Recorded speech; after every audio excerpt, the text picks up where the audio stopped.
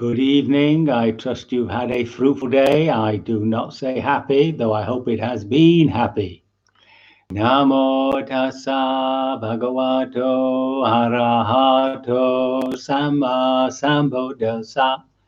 Namo tassa bhagavato arahato samma sambuddhassa.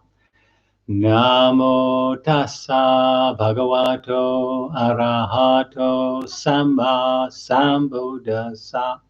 Homage to the Buddha, the blessed, noble, and fully self-awakened one. So this evening we'll come to the end of these wonderful expressions of aspiration. The next one is, so I'm going to do the same so that we overcome our biases, just to listen, catch that reaction, let it go, and then open up to the statement. Luckily, none of these are controversial, which would cause us to shake our fists and other such demonstrations. So I find it difficult to choose one above others. So ideally, I would go for one which involves keeping the precepts.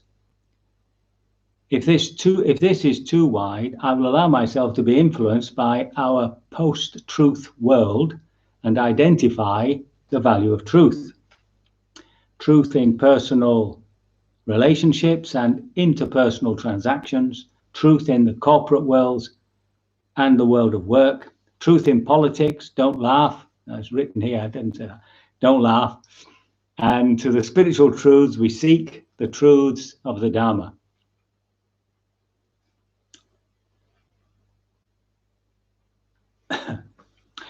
I find it difficult to choose one above the others, so ideally I would go for one which involves keeping the precepts.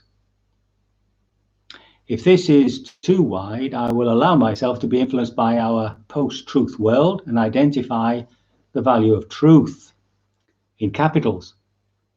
Truth is in personal relationships and interpersonal transactions, truth in the corporate worlds and the world of work, truth in politics, don't laugh, and to the spiritual truths we seek, the truths of the Dharma. Yes, true, not to lie, it's in the, or not to tell untruths, whatever, is in right speech, of course, not to tell truth. It also includes things like calumny, talking badly about people. It also includes abusive language and, of course, just talking for talking's sake. But the main thing, of course, is truthfulness. Yes, we live in a post-truth world. It's been shocking, really, when you think about it, how politicians like Trump and our own blessed Boris get away with the most astounding lies. Nobody pulls them up, then you can't take them to court. Politicians seem to be above the law. You can actually go on a website which is called Boris Johnson Lies. And the journalist has listed all the lies, and they're all, supported by research, etc., etc. And it is extraordinary. It's not that we ever thought politicians told the truth. Well, we never thought they told the whole truth. As Winston Churchill said, a lie is to be economical with the truth. So you only tell half truths, but some of the stuff that we hear from Boris and from Trump and others is just completely untrue, and nobody pulls them up about it. It's just extraordinary. But on a personal level, yes, being truthful in our relationships and interpersonal reactions. You could say, couldn't you, that our relationships are based on that honesty, on being honest, open, not hiding things from each other, not exaggerating things. That's another way you can be dishonest, by exaggeration.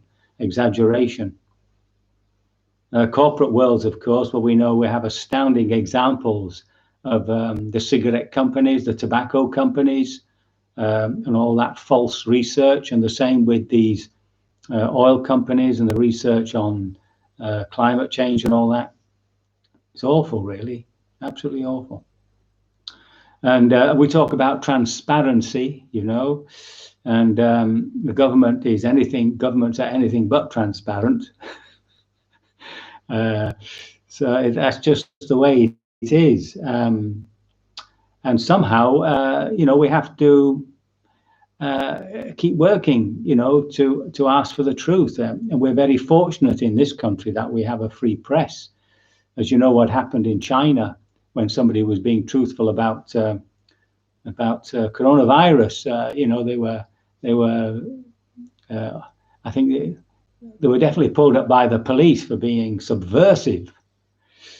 So it's an awful state we're in. Lying in the monastic rule is a very serious offense. If it's lying about your attainments, if you say that, you know, you're an arahat or something, or you've been through all the jhanas, and it's a lie, and you know it's a lie, and perhaps you've done it in order to get supporters, that's a parajika. Parajika means end of life. That's how a defeat is often termed, as a defeat by which you have to leave the order. Interestingly enough, much in the same way as our politicians, you can't make a monk leave the order. I mean, if you're in certain organizations in certain countries, of course you can, the force of the country, of the order can make you leave, but they can't disrobe you. All they can do is not accept you in their monastery. So if somebody declares themselves to be an arahat, for instance, and has enough lay people who believes them, then he can continue. There's not much can be done about it. It's an interesting little point about the order. I mean, there were people who made that mistake in the Buddha's time. There's one occasion where there's a monk, and I'm not actually absolutely clear whether it was a parajika, in other words, one of these defeats. But the Buddha wouldn't start the recital of the Patimokkha, the rule. And Moggallana asks him, or it might be Sariputta, you have to forgive me these little I've got the main story right. And finally, and they sit all night, and finally the Buddha's asked, you know, why aren't you starting? He says, there's somebody impure, you see. And Moggallana, so Moggallana with his special abilities could see who it was, and actually got hold of him and threw him out of the meeting. It's about the only bit of violence that seems to occur in the scriptures. So truth is of course an absolute necessity. Absolute necessity. Yes, I've got here that wonderful moment when Trump's people came out with this wonderful phrase, alternative facts. I thought that was absolutely brilliant. Alternative facts. And of course, perhaps some of the hardest thing is to be truthful to ourselves. Sometimes we're not truthful to ourselves, not really open to our own defilements. I always remember being slightly shocked when I realized that I was jealous. I was jealous of somebody. And it took me by surprise, because, you know, I would have gone around saying, well, you know, I'm not jealous of anybody. But in fact, on this particular occasion, I was, and that pulled me up, you see. So I keep a lookout for that sort of well, unwholesome mental state. Jealousy is one of those things that we don't obviously like to accept about ourselves, because it diminishes us. I mean, as soon as you're jealous of somebody, you're saying that they're better than you. So yes, that truth is something that we could all ponder more on. and demand it of our politicians, especially of our politicians. Very good. So the next one is, my thoughts on society is that we need a greater awareness of our interdependence with all human beings, but also all organisms, animals, birds, insects, etc. Then it wouldn't occur to us to cause any harm to anything. We'll be peaceful and considerate.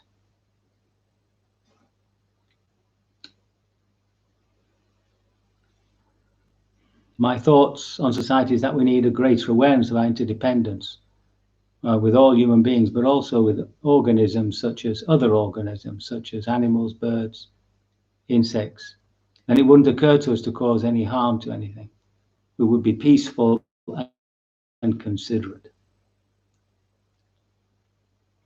So we've had similar expressions of that, of course, interdependence. Thich Nhat Hanh's poem about I am this, I am that. Some of you might know it. I am the flower on the something. You know, it's a bit romantic, but really it's trying to a poetic way of saying that I am my relationships. I am. That's what I am phenomenally. I'm my relationship. I'm a relationship to me. And as soon as I meet somebody, I become somebody else. As soon as I'm in nature, I become somebody else. We're always recreating ourselves within a given situation, within a given environment. If there's no environment there, then it becomes a real unpleasant place. I remember in the earlier discourses that I was in the earlier talks that I was giving, we talked about this confinement, solitary confinement for prisoners, and how it can really mess them up psychologically, because you need that feed. You need the feed from other people, or else your mind just goes a bit bonkers. That is, unless you've not got so many defilements. In the monk's life, you're not supposed to go out on your own until you've reached the first path and fruit. Meaning, going into the jungles and all, and the forest in those days, because of the danger of losing your mind.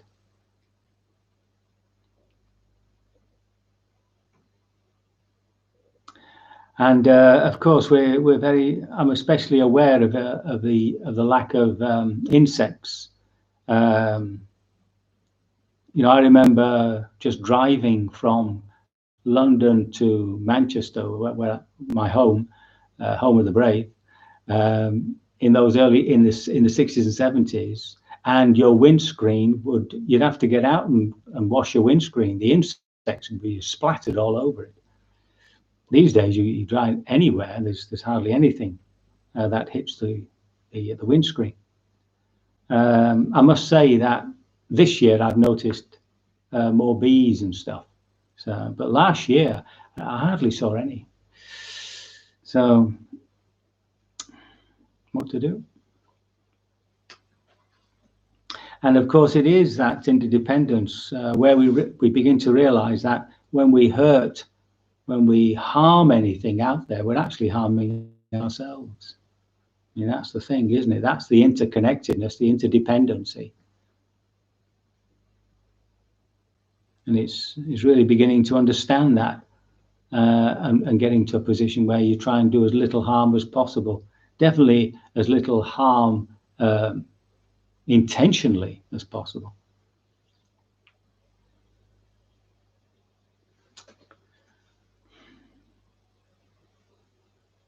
The next one is, my value statement would be, we need to recognize the real relationship of fundamental interdependence that exists between us individuals and social groups, between us as species and the planet, and to start behave accordingly.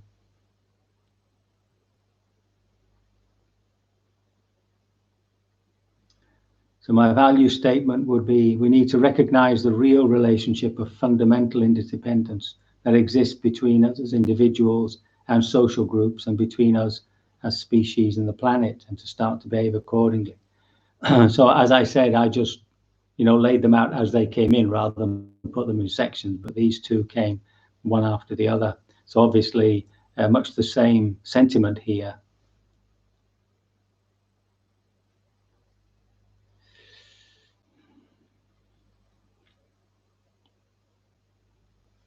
And again, this accent that I think we've become more aware of these days of our dependence upon species, upon other beings,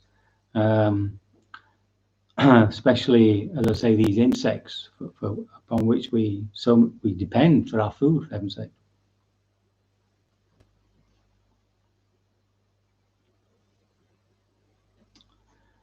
The next one is regards your request for our thoughts. What I found most rewarding and liberating is rejoicing in other people's happiness and success. I find it trickier than feeling compassion for those struggling. It is somehow much easier to be a bigger person, to find love for someone in need. But the joy that comes from truly feeling happy for someone that is already in a good place and finding generosity to wish them even more happiness, this has been a lovely, uplifting revelation for me from our evening sittings. Not an easy one, though.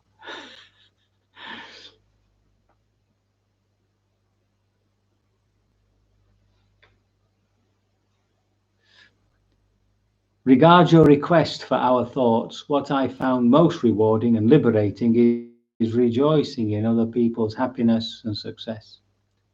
I find it trickier than feeling compassion for those struggling. It's so much easier to be a bigger person, to find love for someone in need. But the joy that comes from truly feeling happy for someone that is already in a good place and finding the generosity to wish them even more happiness, this has been a lovely, uplifting revelation for me from our evening sittings. Not an easy one, though. I can only guess why it's not an easy one, though. It's something that we don't particularly practice, do we? Rejoicing in other people's success. I mean, we do it on our birthdays, of course, and special days like marriages and births and all that. But we don't go around rejoicing in people so much, and it's a sort of it's another level of connection, isn't it? So you have love and care, you have compassion when people are not in a good place, and then this sense of rejoicing in people's success, in people's abilities, recognizing people's abilities and rejoicing in it. And of course that lifts the heart tremendously. And you have to do it to yourself too. You have to rejoice in our own qualities, in our own success.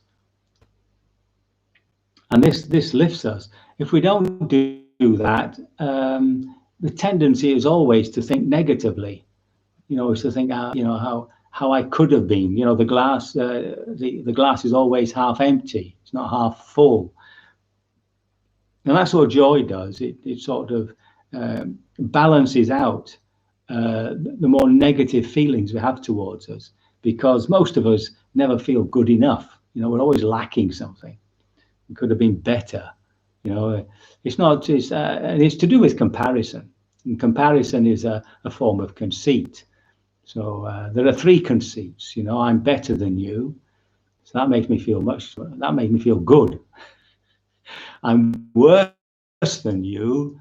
That doesn't make me feel very good, but it's somehow there's a sort of an inverted pride, and I can take comfort in it.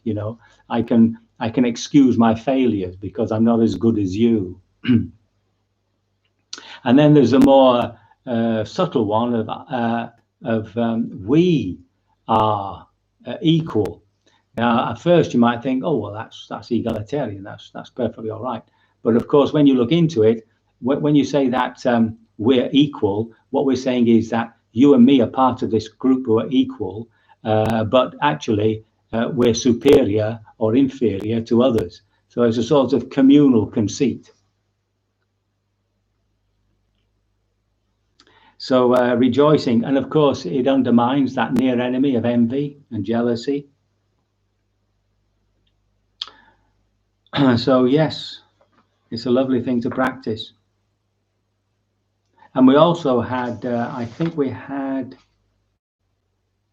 somewhere, if I remember rightly, we had generosity and a sense of, I mean, what actually goes to support that is gratitude, thankfulness, to being when we develop a certain level of gratitude, then we're much more open to the qualities that people have and to the things they've achieved. So yes, sympathetic joy. It is one of the 4 Brahma Viharas. It's one of the 4 dwelling places of Brahma. So what the Buddha is saying there is that this is one of the greatest mental states we can develop. Yeah. And I have to say, it's not often taught. I don't remember doing any in all my training. I mean, it was there, of course. One is happy, but there's no specific training anytime in any of my spiritual practice, in Buddhism, to do with joy. I have put you onto that book, by the way. I mentioned it before, Awakening Joy by James Barras. Very good.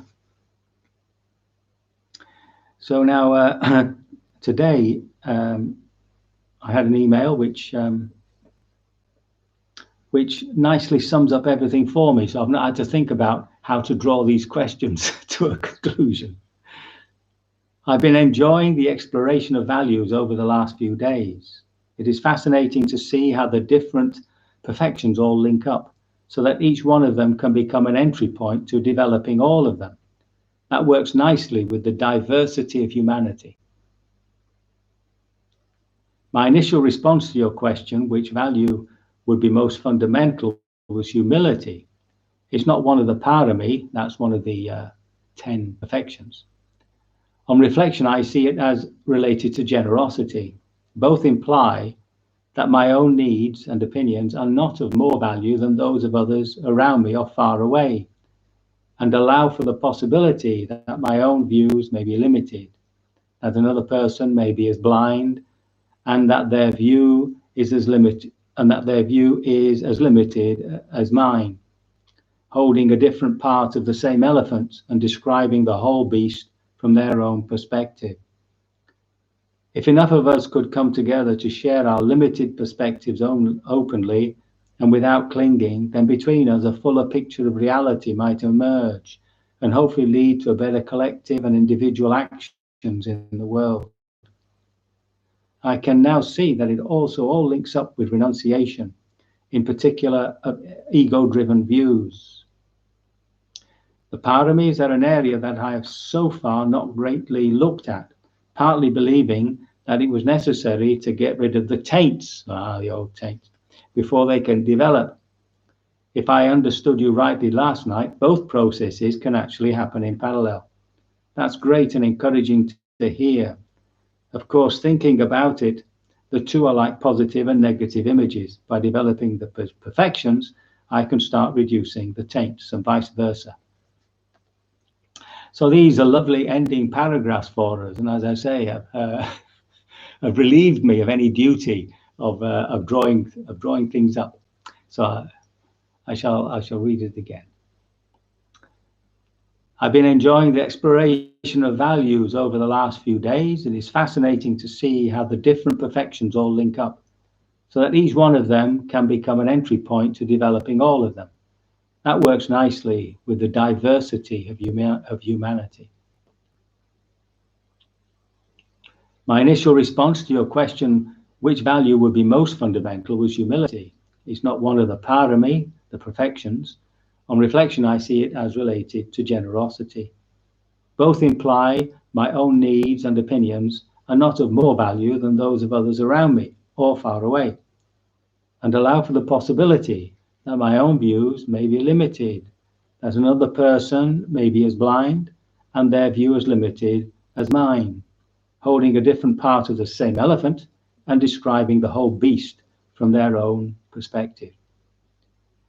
If enough of us can come together to share our limited perspectives openly and without clinging, then between us a fuller picture of reality will emerge and hopefully lead to a better collective and individual actions in the world.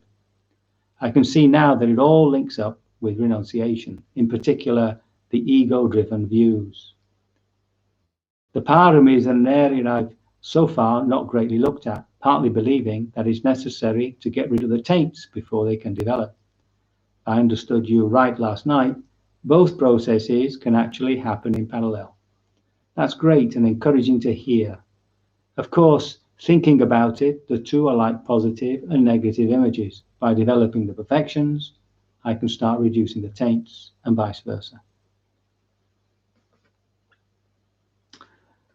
Yeah, that's a lovely conclusion for us. I think that's a really good point. That it manifests our diversity, all these different views, but also our fundamental unity, which he later points out. This image of the elephant, that's an old Indian image about an old Indian simile about blind men feeling an elephant and then saying, saying that it's a brush, the tail, or it's a stump of a tree, the leg, completely misunderstanding the elephant as a total. And that's what happens when we cling to a view or an opinion and we think that we've got it all. So it's a case of seeing our views and opinions, as he said, as a perspective.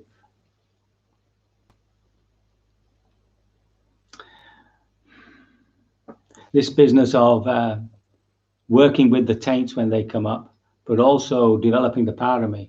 Yes, indeed, that's what we're instructed to do. And remember that the energy or the malevolent energy or the turbulences that come with the defilements, that energy is not lost. It is transformed. In fact, the word I prefer is sublimate. It moves directly from the unwholesome state directly into the wholesome, and sometimes you might actually experience that. I remember I was having a hard time with my teacher once, and I was doing a personal retreat, and I was working with this real deep disappointment I had in him, and it came up with a lot of aversion.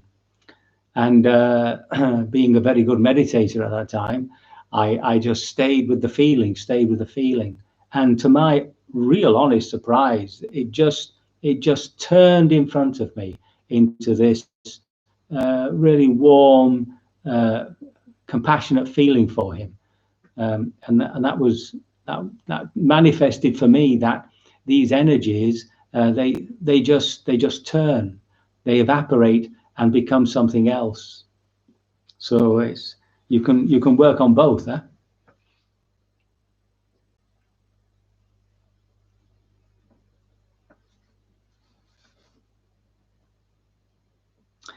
Yes, on that last line, the bit about hopefully lead to a better collective and individual actions of the world.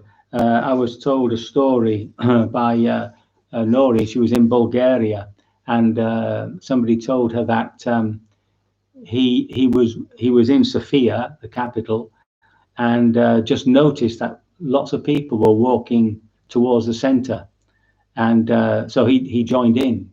And a whole crowd began to develop in the central square. And then one man got up and began to talk about all the people, all his relatives or friends who'd gone missing in the communist era and stuff like that. And more and more people got up to talk about their grievances. And the government building behind them was full of lights, it seems. And eventually, when everything had been spoken, seemingly everybody turned and looked into the building, and all the lights started to go out. And there's a presumption that they were all escaping. And from that moment onwards, it seems, the communist government began to give in. And of course, that was all around 89 when the wall collapsed. And looking back at that time, generally speaking, what a peaceful revolution that was, you know. You know, comparing to the earlier times when there were uprisings in Hungary, 56, I think, which were brutally suppressed, you know. So the whole purpose of us really, you know, considering these different qualities is to really begin to see how they can manifest through our economics and our social life. Even personally, individually, it might make us much more aware of what we're buying, what we're eating, etc., and how we talk to others, how we actually begin to persuade others, especially those whom we meet who have, you know, opposite views and opinions, perhaps to get them to open up to our views and for us to understand theirs. I mean, we've been through this whole Brexit thing where it was very difficult for some people who were for staying to understand how anybody could want to leave, you know. And there's all this thing about them being a bit thick. They didn't understand. And of course, it was one of the fundamental reasons that people wanted to leave was that they just weren't benefiting. They saw nothing but their own poverty, and the immigration had made them feel a loss of, this is the white, the English people and the Welsh, had made them their sense of community was being undermined. Anyway, that's what we have to do. We have to keep these values, these virtues in our minds, and whenever the opportunity comes to say what's necessary, to be open about it, not to be afraid. And hopefully we shall move towards a very wonderful and enlightened society in no length of time. We can hope. So with those wonderful words, let us now begin our practice.